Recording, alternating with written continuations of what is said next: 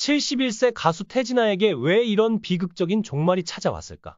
한순간의 충동으로 잘못된 선택을 한 결과 이는 비극적인 결말로 이어질 수 있습니다. 이러한 사건은 한 가족이 풍비박산이 된 사례라고 할 수 있습니다. 가수 태진아의 본명은 조방원이며 그는 배우 태현실의 친척이자 가수 남진의 후배로 알려져 있습니다. 가수로서 활동하기 위해 태진아라는 예명을 사용하게 되었습니다. 1953년에 태어난 그는 국민학교를 졸업한 후 14살에 상경하여 여러 직업을 전전하며 생계를 이어갔습니다. 그러던 중 그의 재능을 알아본 한 관계자의 발탁으로 가수의 길로 들어섰고 1973년 노래 추억의 푸른 언덕으로 정식 데뷔하였습니다. 데뷔 후 신인상을 수상하며 주목받은 그는 가수로서 성공적으로 자리 잡았습니다. 하지만 2년 뒤인 1975년 태진아는 간통 혐의로 구속되며 큰 논란에 휩싸였습니다. 당시 그는 현대건설 사장의 아내 김모 씨와의 불륜으로 알려졌습니다. 태진아의 나이는 21세에 불과했으며 상대인 김모 씨는 47세로 두 사람은 26세의 나이 차이가 있었습니다. 더욱이 김모 씨는 두 아들과 두 딸을 둔 어머니였습니다. 1975년 1월 태진아와 김모 씨는 응암동의 한 여관에서 함께 있다가 김모 씨의 남편과 형사들에게 발각되었습니다. 당시 태진아는 취재진 앞에서도 당당하게 담배를 피우며 자신의 모습을 드러냈습니다. 이후 그는 간통 혐의로 서울지검에서 조사를 받았습니다. 검찰 조사에서 태진아는 작년 4월 신촌 로터리 근처 오비맥주에서 김부인과 처음 만났다고 진술했습니다. 이어 7월 말 인천 올림픽스 호텔에서 첫 관계를 맺었으며 이후 응암동의 여관과 청계천의 한 호텔 등에서 3차례에 걸쳐 만남을 가졌다고 밝혔습니다. 또한 태진아는 최근에도 김부인과 함께 응암동의 여관에 들어간 후 그녀의 남편과 형사들에게 발각되었다고 진술했습니다.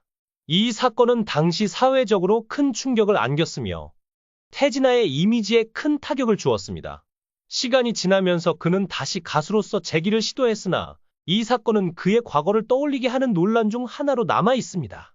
이후 2차 신문에서 김모 씨는 기존의 진술을 번복하며 태진아와 약 20여 차례의 불륜 관계를 맺었고 최근에는 600만 원을 받았다고 진술했습니다. 김모 씨는 이 사실을 인정하며 퇴직자금을 받기 위한 시도에 대해서도 솔직히 털어놓았습니다. 김모 씨는 태진아에게 받은 600만 원 중 100만 원을 옷을 맞추는 데 사용했고 나머지 500만 원은 레코드 취입 및 방송국 프로듀서 10명에게 지급한 교재비로 사용했다고 밝혔습니다. 또한 김모 씨는 태진아를 만날 때마다 용돈으로 80만 원에서 100만 원을 지급했다고 진술했습니다. 당시 80kg 쌀 한 가마니가 5,000원, 명품으로 알려진 자동차 한 대가 약 200만 원에 불과했던 시대를 고려하면 80만 원에서 100만 원은 상당히 큰 금액이었음을 알 수 있습니다. 따라서 600만 원은 매우 거액이었습니다. 김모 씨는 소를 취하하는 조건으로 남편과 이혼에 합의하였으며 구속된 지 10일 만에 석방되었습니다. 그러나 이 사건으로 인해 김모 씨의 집안은 완전히 풍비박산이 되었습니다. 김모 씨의 남편은 현대건설 사장직에서 물러났고 이에 따라 당시 부사장이던 이명박 전 대통령이 현대건설 사장 자리에 오르게 되었습니다. 이 사건은 이명박 전 대통령의 경력에도 큰 영향을 미쳤으며 그는 이후 승승장구하여 대통령직에까지 오르게 되었습니다. 일부 사람들은 이를 두고 태진아로부터 발생한 나비효과라고 부르기도 했습니다. 한편 이 사건은 현대건설에도 큰 변화를 가져왔습니다. 김모 씨와의 관계로 인해 사장의 딸이 심리적 압박을 받았고 이는 결국 극단적인 선택으로 이어졌습니다. 이는 한순간의 충동과 잘못된 선택이 얼마나 비극적인 결과를 초래할 수 있는지를 보여주는 사례입니다. 현대건설뿐만 아니라 한 가족 전체가 이 사건으로 큰 피해를 입었습니다. 김모 씨는 이후 이 사건으로 인해 연예협회에서 제명되어 한동안 활동을 중단했습니다. 낙향한 뒤에도 생계를 위해 여러 일을 하며 살아갔다고 전해집니다. 그러나 그녀가 활동을 이어가는 동안 일부 사람들이 그녀의 과거를 이유로 괴롭히며 심리적 어려움을 안겨주기도 했습니다. 이후 그녀는 음반 기획자로 나서며 새로운 길을 모색했고 동시에 건강 회복을 위해 노력하며 병약함을 극복하려는 시간을 보냈습니다. 1980년 그녀는 가수로 복귀를 시도했지만 과거 사건으로 인해 방송 출연이 금지되면서 이 계획은 무산되었습니다. 이에 태진아 씨는 미국으로 떠나기로 결심했습니다. 송대관 씨라는 미국에 정착해 있던 선배 가수의 도움을 받아 미국으로 건너간 그는 그곳에서 밤무대 활동 등을 통해 생계를 이어갔습니다.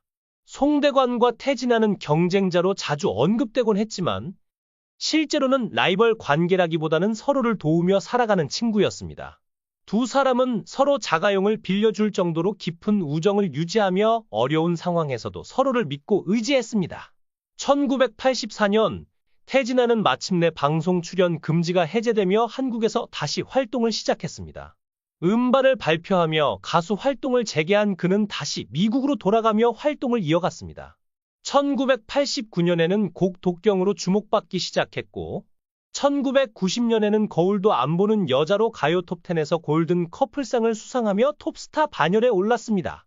이어 1991년에는 미안 미안해로 여러 차례 1위를 차지하며 송대관, 서른도, 현철과 함께 트로트 4대 천왕으로 불리게 되었습니다. 이 시기는 태진아가 어려운 상황에서도 포기하지 않고 노력하며 성공을 이뤄낸 중요한 전환점이었습니다. 그의 끈기와 노력은 가요계에서 오랫동안 회자되며 많은 사람들에게 영감을 주고 있습니다.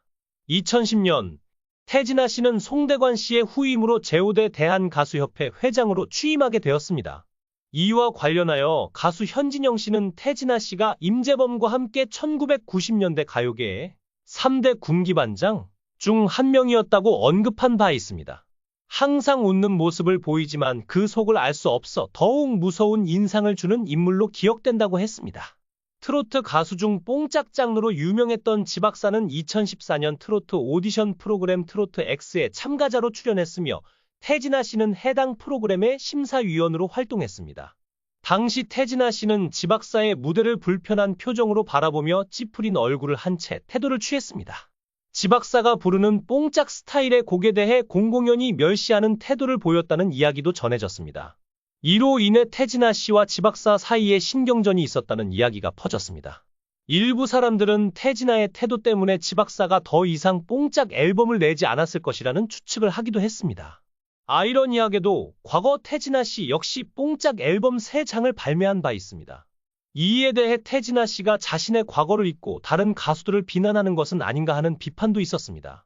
국내에서는 태진아 씨가 더 높은 인지도를 가지고 있을지 모르지만 일본에서 활동한 지박사는 시대를 앞서간 음악으로 극찬을 받으며 엄청난 인기를 누렸습니다.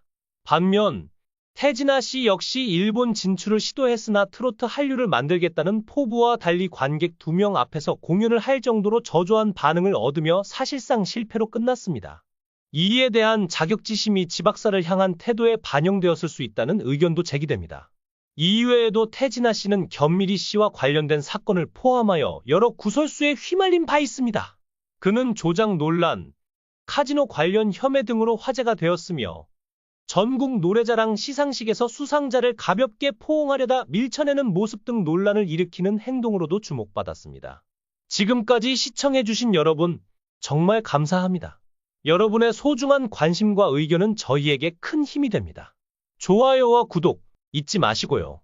다음 영상에서 더 흥미롭고 알찬 이야기로 찾아뵙겠습니다. 건강하시고 행복한 하루 보내세요. 그럼 다음 시간에 만나요.